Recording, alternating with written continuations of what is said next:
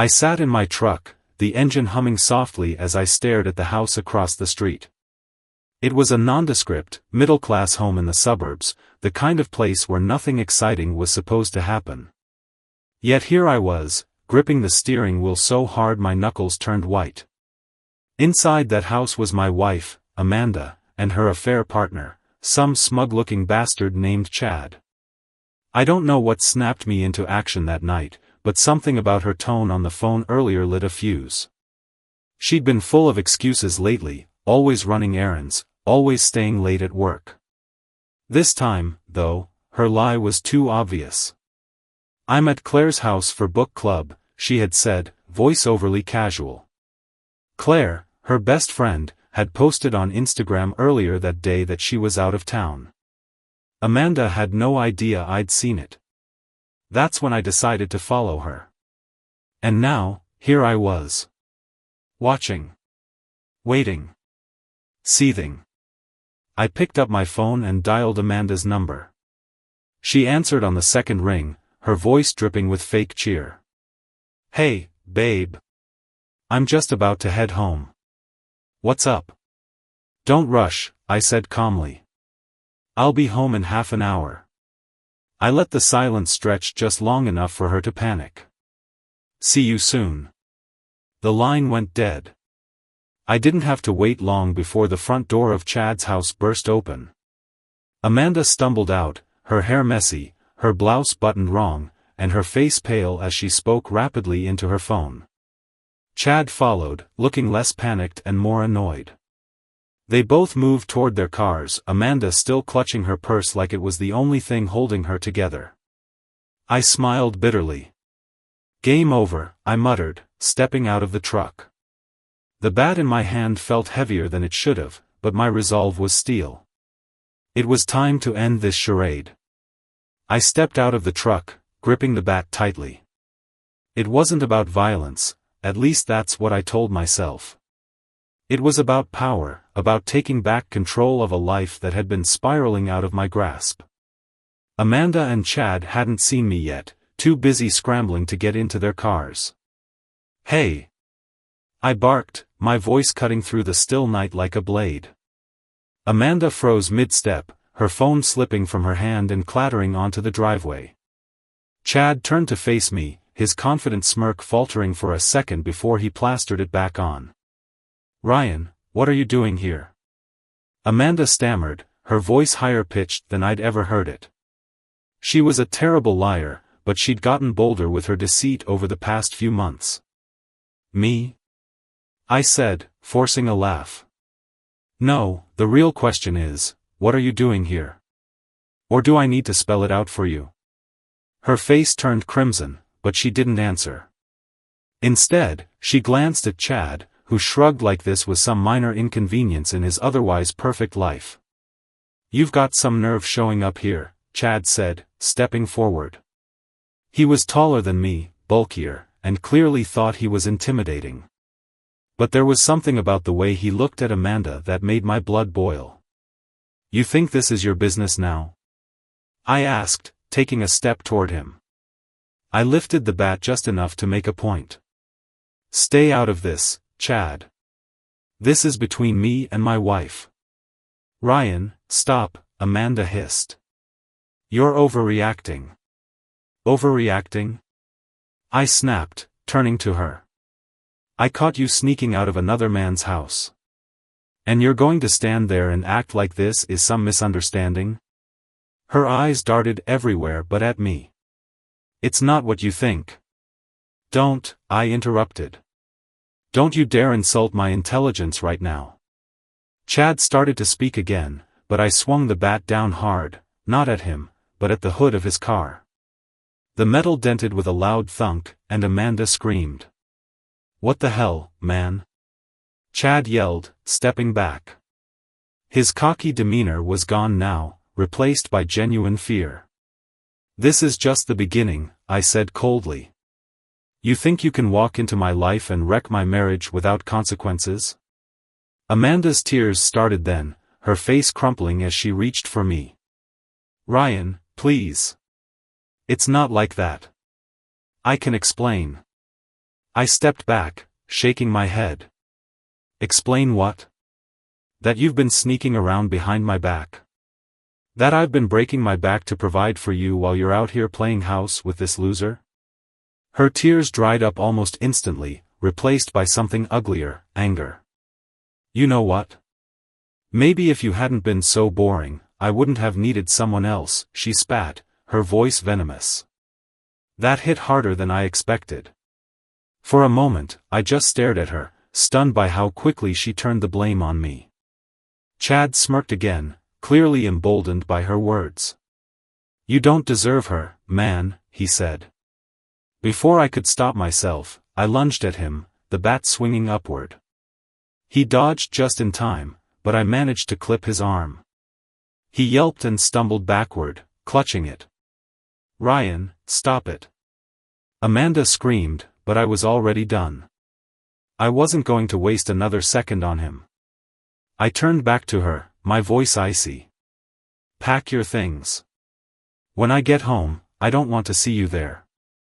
She gaped at me, her defiance faltering for the first time. You can't be serious. Oh, I'm dead serious, I said.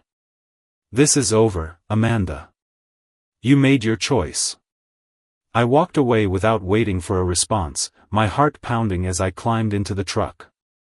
As I drove off, I could see them in the rearview mirror, Amanda shouting at Chad, who was still cradling his arm. For the first time in weeks, I felt something close to peace. But deep down, I knew this wasn't the end. Amanda wasn't the type to go quietly. And Chad? He had no idea what he'd gotten himself into. The drive home was eerily quiet. My heart should have been pounding, my head spinning with thoughts of what had just happened. Instead, I felt a strange calm settle over me, like the eye of a storm. I wasn't done. Not yet. I parked the truck in the driveway and walked inside, the familiar creak of the door reminding me that this was supposed to be my sanctuary. Instead, it felt hollow, like a stage where every moment of the past few months had been a performance. Amanda would be home soon, of that, I was certain. She wasn't the type to let me have the last word. I poured a drink and sat on the couch, waiting, the bat leaning against the coffee table like a silent witness. The door slammed open an hour later. Amanda stormed in, her mascara streaked and her hair wild. She looked at me like I was the villain in her story. You're insane, Ryan, she yelled, slamming her purse onto the counter. Do you have any idea what you've done? I took a sip of my drink, keeping my voice calm. Oh, I've got a pretty good idea. You're just mad I caught you. You're acting like a child, she sneered. Swinging bats around, making a scene. Do you think that's going to fix anything? I stood, my patience hanging by a thread. Fix anything? Amanda, you're the one who broke this marriage. And now you're mad that I didn't sit back and take it? She crossed her arms, her face hardening.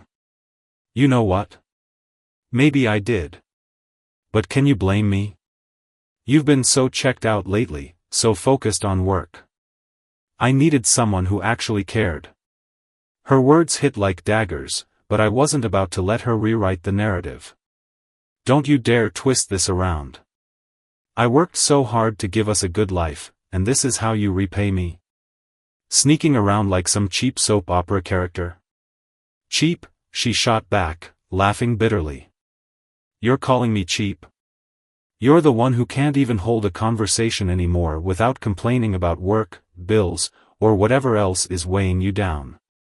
Chad made me feel alive again, something you haven't done in years. It was like she was trying to gut me, and for a second, she almost succeeded. But then I saw it, the glint of satisfaction in her eyes, the smugness of someone who thought they'd won.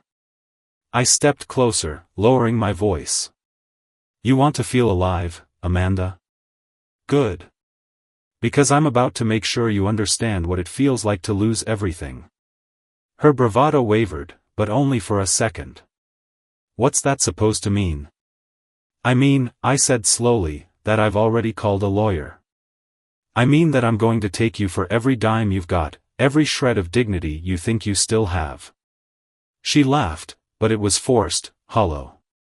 "You can't do that. Everything we have is shared." I smiled for the first time in hours.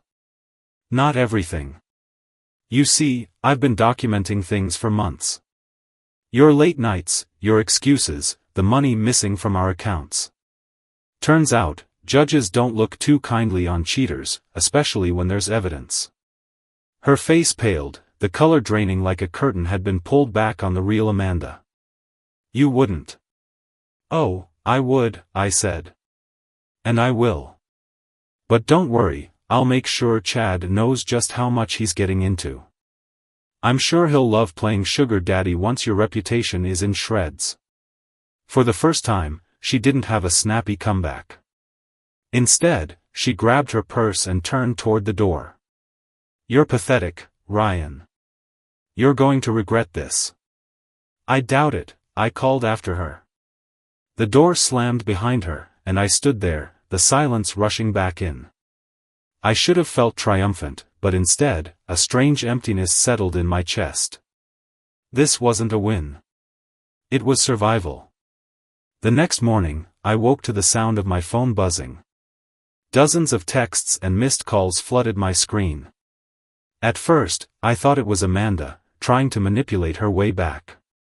But then I saw the messages from mutual friends, the cryptic warnings. "Dude, you need to check your social media now." Confused, I opened my accounts and froze. Amanda had gone nuclear.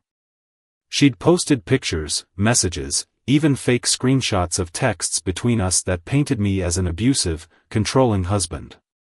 She'd spun a narrative that made her the victim, Chad a hero, and me the monster. The comment sections were a battlefield, friends taking sides while strangers lobbed insults. My hands shook as I scrolled through the chaos.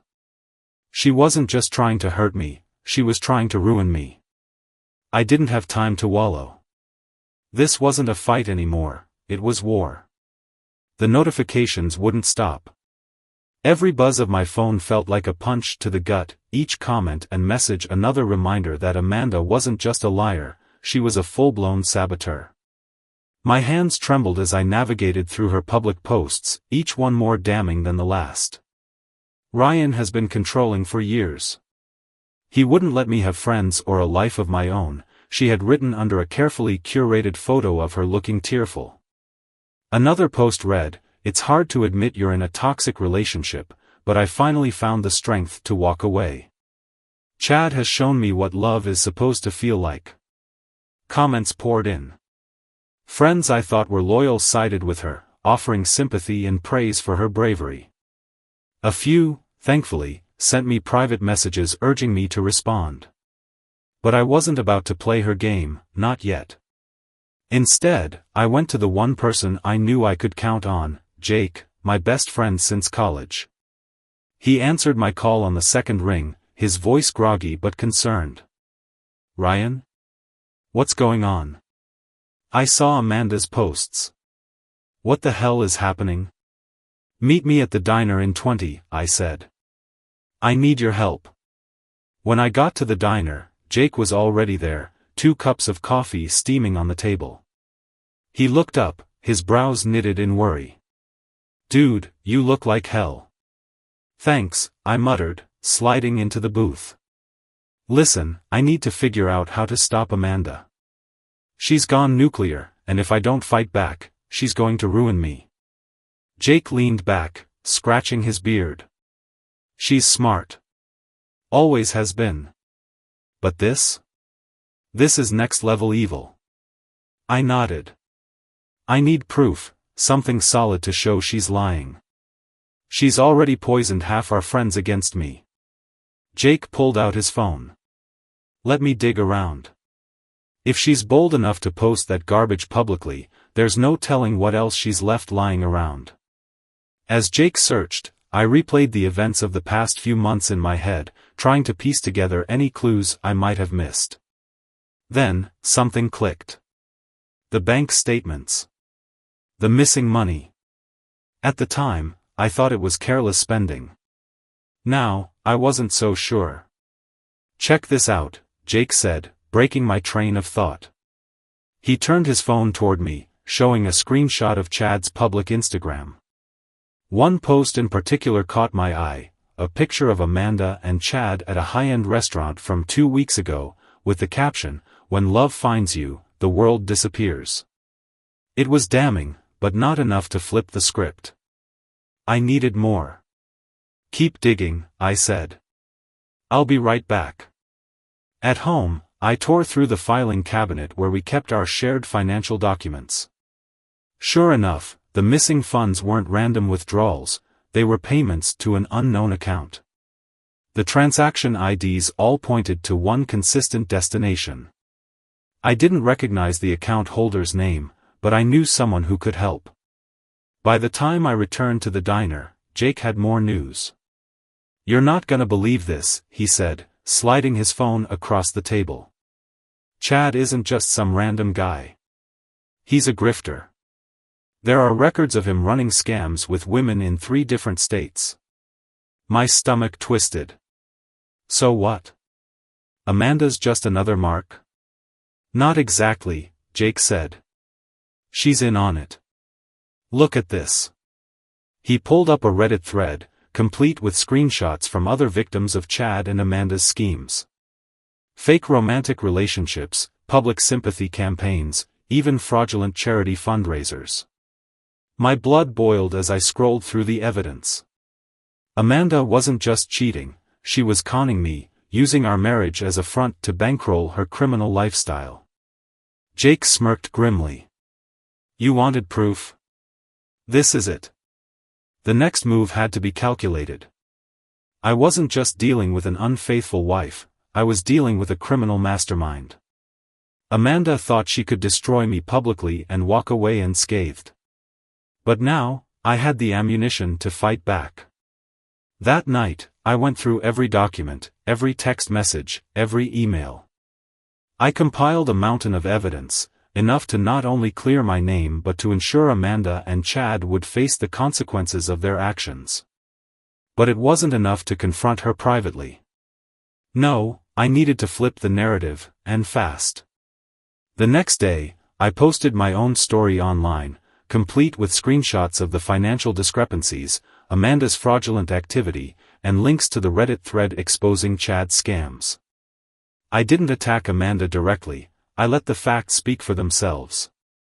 Within hours, my post gained traction, the comments section flooded with support and outrage toward her and Chad. Amanda's smear campaign unraveled before her eyes. Mutual friends who had sided with her began reaching out to apologize. People started digging deeper, uncovering even more evidence of Amanda's lies and schemes. Chad's name became synonymous with fraud, and Amanda's reputation crumbled alongside his. Amanda showed up at the house that evening, her face a mask of fury. "How dare you air our dirty laundry like that? You're pathetic." I laughed, a cold, humorless sound. "Dirty laundry? Amanda, you've been laundering money. You and Chad scammed me, scammed others, and now you're mad that I exposed the truth? You don't understand," she snapped, her voice desperate. "I did this for us. I needed a way out, and Chad." "Don't," I interrupted. "Don't even try to justify this. You destroyed everything for greed. I hope it was worth it." Her defiance crumbled, replaced by a flicker of fear. For the first time, I saw the real Amanda, someone who thought she could manipulate her way out of anything but was finally out of moves. "This isn't over," she said weakly as she turned to leave. "No," I said. "It's just beginning. For you." As she walked away, I felt no satisfaction, just clarity. Amanda and Chad had underestimated me, but I wasn't playing by their rules anymore. I had taken my life back, piece by piece. And now, it was time for them to face the consequences. Amanda was desperate, and desperate people made mistakes. I didn't expect her to give up so easily, not with her ego on the line. I knew she'd try something bold, something reckless. So, I decided to set a trap. I spent the next day quietly preparing, working with my lawyer and Jake to ensure every angle was covered. The evidence we'd uncovered wasn't just enough to clear my name, it was enough to bring Amanda and Chad's entire operation crumbling down. But I wasn't going to wait for the courts to handle it. This needed a personal touch. That night, Amanda called. I wasn't surprised. The venom in her voice was palpable even through the phone. "We need to talk," she demanded. "About what? You ruining my life, or me exposing yours?" I said, keeping my tone casual. "Ryan, don't play games. This has gotten out of hand. We can fix this, but you need to meet me, alone." I smirked at the predictability of it all. "Fine. Where?" She hesitated, then said, "Chad's place." "Half an hour." "Sure," I said, hanging up. But I wasn't going in blind. Jake insisted on coming along, waiting in the car down the street in case things went south. "You sure about this?" he asked as I grabbed the recorder from my glove box. "Positive," I said. "She wants to manipulate me, but I'm done playing defense." I pulled up to Chad's house, the same place where everything had started. The lights were dimmed, and Amanda stood on the porch, her arms crossed. She looked rattled, like someone who had just been served a dose of their own medicine. "Ryan," she began as I approached, "we can fix this. You don't have to ruin everything." I stopped a few feet away, keeping my expression neutral. "You already ruined everything, Amanda. What do you want?" She looked around nervously, as if expecting an audience. "You don't understand," she said, lowering her voice. "Chad's dangerous. If you keep pushing, he'll come after you. After both of us." "Both of us?" I echoed, pretending to be surprised. "Since when are you the victim?" "I made mistakes," she said, her voice trembling. "But I didn't know what I was getting into with him. He promised me everything, freedom, excitement, but it was all lies. Now I'm trapped, Ryan. He's blackmailing me." I raised an eyebrow. "Blackmailing you with what?" She hesitated, her face twisting with indecision. "Photos. Messages. Things he could use to ruin me even more than you already have. Please, Ryan, if you have any shred of compassion left, help me." It was a good performance. Convincing, even. But I wasn't buying it. Before I could respond, the door opened, and Chad stepped out. He wasn't smirking this time. His face was dark, his eyes cold. He carried himself like someone who thought he was untouchable. "You should have stayed out of this," he said, his voice low and menacing. "Nice to see you too, Chad," I said. "How's the arm?" His jaw tightened, and I saw the faintest twitch of anger. "You think you're smart, don't you? Posting all that crap online. But you've made things worse for yourself." Amanda stepped between us, her hands up. "Stop it, both of you. This isn't helping." "Helping?" I said, laughing bitterly. "Amanda, you're still trying to play both sides. It's pathetic." Chad took a step closer. "Listen, pal. You're going to take that post down, and you're going to walk away from this. Otherwise, you won't like what happens next." It was exactly what I needed him to say. "Oh, I think I'll take my chances," I said, reaching into my pocket. "Because the way I see it, you're the one who's out of options." His eyes narrowed as I pulled out my phone. I pressed a button, and the voice recorder app played back every word he'd just said. Amanda's face went pale. Chad, however, barely flinched. "So what? You think that little toy is going to scare me?" I smiled, keeping my gaze steady. "No, but it'll do wonders for the police. You know, the ones I already sent the financial evidence to." The same ones who are very interested in your little scams. For the first time, Chad looked uncertain. You're bluffing. Try me, I said. Oh, and while you're at it, maybe explain how Amanda's name is on those fake charity accounts you've been funneling money through. I'm sure the cops would love to hear her side of things. Amanda spun toward him, her face a mask of panic. What is he talking about? Shut up, Chad snapped, his cool facade cracking. He's just trying to divide us. But Amanda wasn't buying it. You told me this was foolproof. That there was no way it could be traced back to me. I stepped back, letting them implode. Watching Amanda's betrayal turn inward was almost poetic. You idiot, Chad growled, advancing on her. You couldn't even keep your mouth shut long enough to. He didn't get to finish. Jake appeared out of nowhere, tackling Chad to the ground. I hadn't seen him leave the car, but his timing was perfect. Thought I'd crash the party, Jake said, pinning Chad down. Amanda shrieked, backing away, but I grabbed her arm. We're done, Amanda.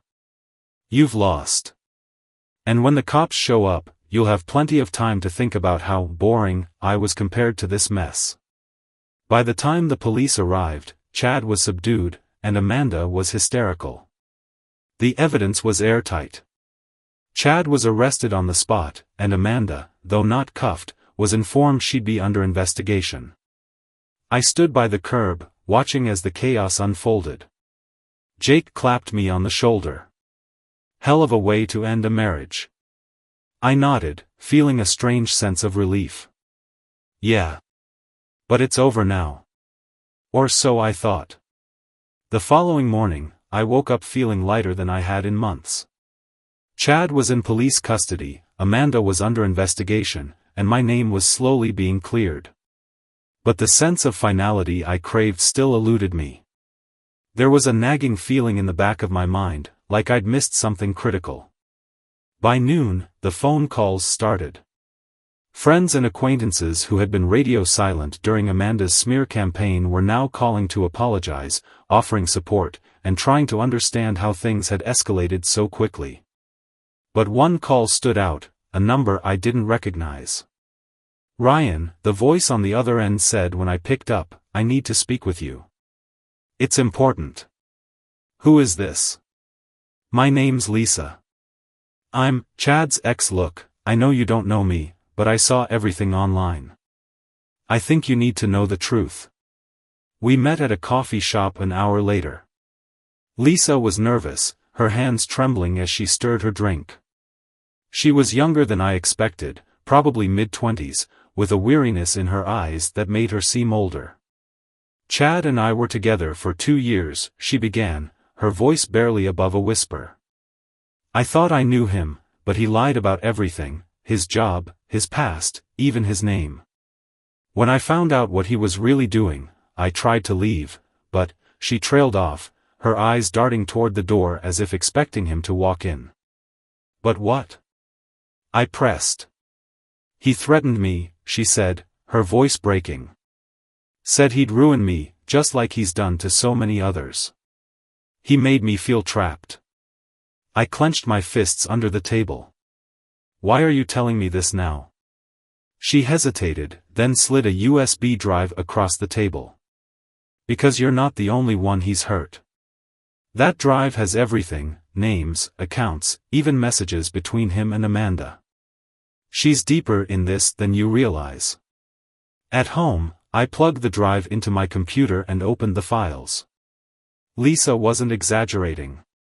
The drive contained a treasure trove of incriminating evidence, bank transfers, forged documents, even recordings of Chad coaching Amanda on how to manipulate me. But one file stood out, labeled Plan B. I clicked it, my stomach twisting as I read the contents. It was a detailed outline of their fallback plan if they were caught. Amanda would frame me for domestic abuse, claim financial control, and use public sympathy to walk away unscathed. Chad's role? To disappear and resurface under a new identity. It wasn't just a betrayal, it was premeditated destruction. My hands shook as I closed the file. Every moment of doubt I'd felt over the past few months, every time I'd questioned whether I was overreacting, suddenly crystallized into rage. Amanda and Chad weren't just liars, they were predators. That evening, Amanda showed up at the house. I didn't bother asking how she got in. She still had a key, though that was about to change. She walked into the living room, her face a carefully constructed mask of remorse. "Ryan," she began softly, "I came to apologize." I stood by the fireplace, arms crossed. For what? Cheating on me? Lying? Or trying to destroy my life? She winced, her eyes glistening with crocodile tears. For all of it. I made mistakes, but I was confused. Chad manipulated me, he made me believe things about you that weren't true. I almost laughed. Her performance was flawless, but I wasn't the audience she thought I was. Cut the act, Amanda. I know everything. Her facade cracked for a split second, but she recovered quickly. I don't know what you're talking about. I walked over to the coffee table and picked up the USB drive, tossing it onto the couch between us. Lisa says hi. Amanda's face drained of color. Lisa? Yeah. Your partner in crime's ex-girlfriend. Turns out, she doesn't like being used any more than I do. Amanda stared at the drive like it was a live grenade. Ryan, you have to understand. What I understand, I interrupted, my voice rising, is that you plan to ruin me. Not just my reputation, but my entire life. And for what? Money? Excitement? Was it worth it, Amanda? She took a step back, her hands trembling. You don't know what he's capable of. He would have come after me if I didn't. Stop blaming Chad. I snapped. You weren't some innocent victim. You chose this. You chose to betray me, to lie, to destroy everything we built. And now, you're going to face the consequences. Her fear morphed into defiance. You think you're so righteous, don't you? Like you're better than me? Well, guess what, Ryan? You're nothing without me. You never were. I stepped closer, my voice low and steady. I may be nothing to you, Amanda, but at least I'm not a criminal. At least I don't destroy the people I claim to love. For the first time, she had nothing to say. The cops arrived 15 minutes later, responding to the tip I'd called in earlier. Amanda protested, screamed, and begged, but it was over. As they led her out, she turned to me, her face a mask of fury and desperation. This isn't over, Ryan, she shouted. You'll regret this. I watched her go, feeling a strange mix of relief and sadness. She was right, it wasn't over. There were still legal battles ahead, still pieces of my life to rebuild. But for the first time in months, I felt free. That night, I sat in the quiet of my home, the weight of the past few weeks finally lifting. I didn't know what the future held, but I knew one thing for certain, I'd survived. And that, for now, was enough. For the first time in weeks, I woke up to silence. No texts, no calls, no chaos. Amanda and Chad were out of my life, or so I thought. I spent the morning tying up loose ends, making sure the evidence I'd gathered was securely handed over to my lawyer and the authorities. The storm seemed to be over. By mid-afternoon, Jake called. How's freedom treating you? He asked. Quiet, I said. Too quiet, maybe. But I'll take it. Jake chuckled. Enjoy it while it lasts. You deserve some peace after all that. But peace has a way of being temporary, and my phone buzzed just as I hung up. This time, it was a blocked number. Against my better judgment, I answered. You think this is over? Amanda's voice hissed through the line. My heart sank. Amanda, you're not supposed to be contacting me. Oh, don't worry, Ryan. This isn't about reconciliation. This is about letting you know that I'm not done. You're delusional, I said, my voice steady but my stomach nodding. You're going to jail. You and Chad both. Amanda laughed, a bitter, hollow sound. You think Chad's the end of the line? You think this is just about us? What are you talking about? You'll see soon enough, she said, and the line went dead. For the rest of the day, I couldn't shake the feeling that something was off. I called Jake and filled him in. She's bluffing, he said. What can she possibly do now? Knowing Amanda? Something reckless. Jake paused, then said, let's stay ahead of her. I'll dig around, see if there's anything else she might be hiding. You focus on keeping your head straight. That night, I sat in my living room, the quiet now feeling oppressive. I double-checked the locks, paranoid that Amanda's vague threat wasn't just an empty promise. I was about to head to bed when my phone buzzed again, this time, a text from another unknown number. You thought Amanda was bad? You don't even know the half of it. Attached was a photo of me, taken just hours earlier, sitting in the coffee shop with Lisa. My blood ran cold. Someone had been watching. The next day, Jake called with news. Ryan, you're not going to believe this, he said. Amanda wasn't bluffing. Chad wasn't just running a scam with her, he's tied to something much bigger. What are you talking about? I did some digging, Jake said. Chad has connections to a network of fraudsters, people who specialize in blackmail and identity theft. Amanda was just one piece of it. And it looks like they've already started targeting you. I sat down hard, the weight of his words hitting me like a punch to the gut. How? Why? Because you're a loose end, Jake said grimly. Amanda might be out of the picture, but Chad's associates don't like leaving loose ends. That evening, I received another message, this time, an email.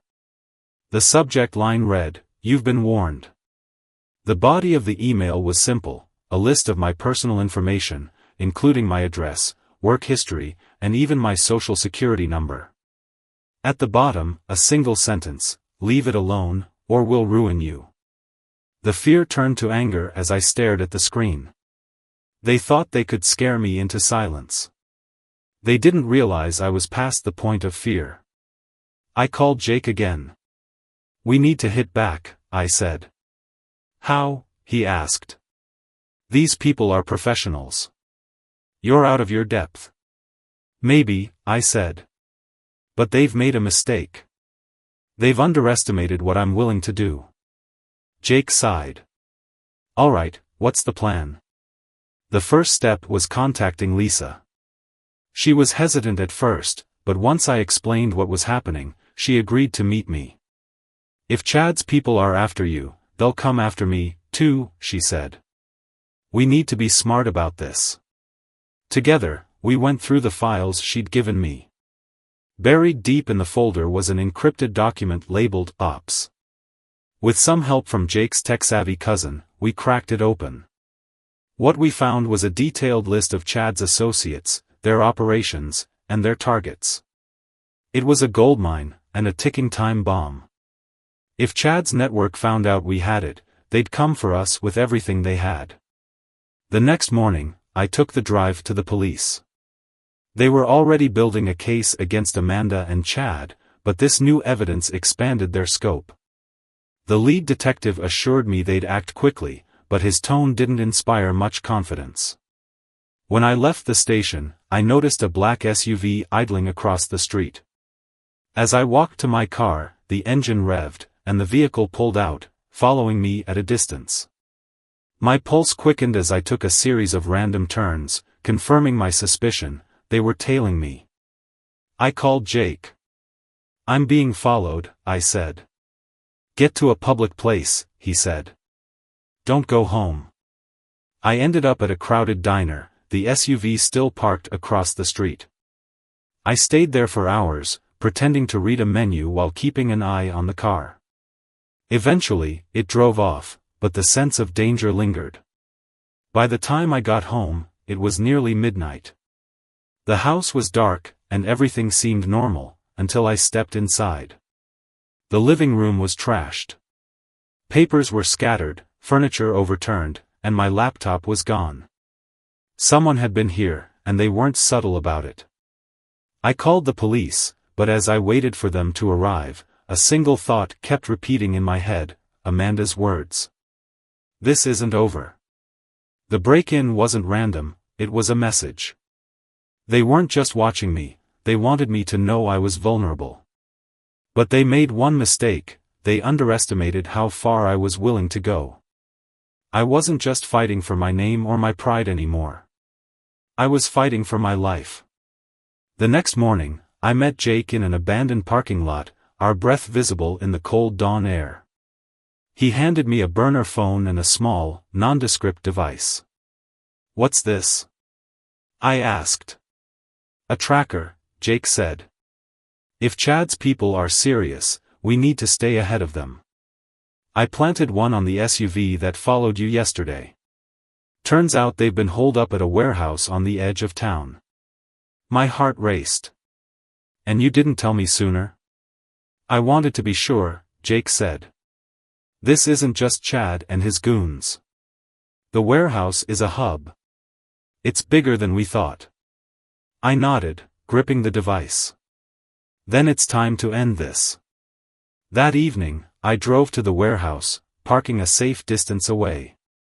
Jake stayed in the car, ready to call for backup if things went south. I crept toward the building, my footsteps silent on the gravel. Through a cracked window, I saw them, Chad, Amanda, and two other men huddled around a table covered in documents, cash, and electronics. Amanda looked different, tired, frantic. She was gesturing wildly, her voice rising as she argued with Chad. I couldn't hear them, but I didn't need to. The tension was palpable. I pulled out my phone and started recording through the window. The evidence was damning. They were orchestrating their next scam, plotting their next move. But then, something caught my eye, a folder on the table labeled Ryan Files. My stomach twisted. They weren't just targeting me, they were dissecting my entire life, looking for ways to destroy me. I clenched my fists, the rage threatening to boil over. I circled the warehouse, finding a side door propped open. My heart pounded as I slipped inside, the faint hum of conversation guiding me closer to the table. I ducked behind a stack of crates, my phone still recording. Then, I heard Chad's voice. "We need to take him out of the equation," he said coldly. "As long as Ryan's breathing, we're at risk." Amanda hesitated. "I didn't sign up for this. You said we'd ruin him, not." "Not what?" Chad snapped. "Grow a spine, Amanda. You're in this as deep as I am." Her silence was damning, and I knew in that moment that whatever humanity Amanda had left was gone. I stepped out of the shadows, my voice cutting through the tension. "Looking for me?" The room froze. Chad spun around, his face twisting into a snarl. Amanda's eyes widened, and the two men at the table reached for their guns. "Aha," I said, holding up my phone. "You don't want to do that. This is live streaming straight to the cloud. If anything happens to me, the world sees everything." Chad laughed, low and dangerous. "You think that's going to stop us? We're already buried in evidence. One more body won't matter." I smirked. "You're right. Evidence doesn't matter when you're dead." Before they could react, Jake burst through the door, a bat in one hand and a flashlight in the other. He swung the bat at one of Chad's men, knocking him out cold. The second man lunged, but Jake was faster, slamming the flashlight into his jaw. Chad grabbed Amanda, pulling her in front of him like a shield. "You're out of your depth, Ryan," he shouted. "You don't have what it takes to stop me." I stepped closer, my voice steady. "You're wrong. I've had enough of you ruining lives, my life. Amanda whimpered, her facade cracking as Chad tightened his grip. Let me go, Chad.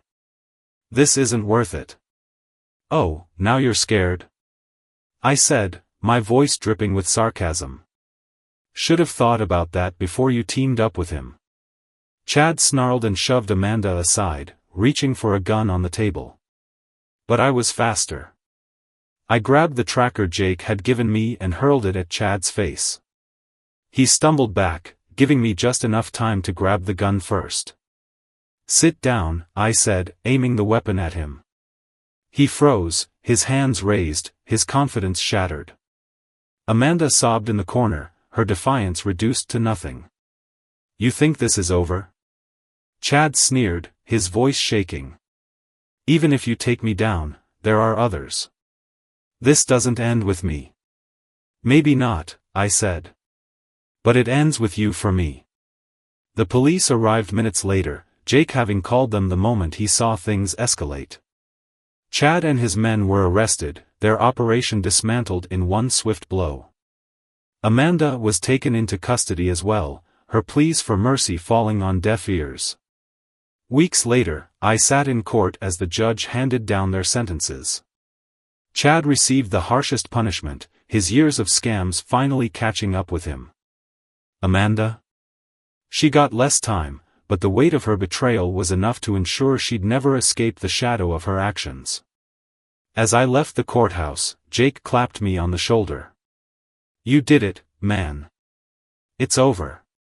Yeah, I said, the weight finally lifting. It's over. But as I drove home, I couldn't shake Chad's final words, this doesn't end with me. The past had been buried, but it left scars I'd carry forever. And while I'd won this battle, I knew the war for peace and trust in my life would continue. For now, though, I was free, and that was enough.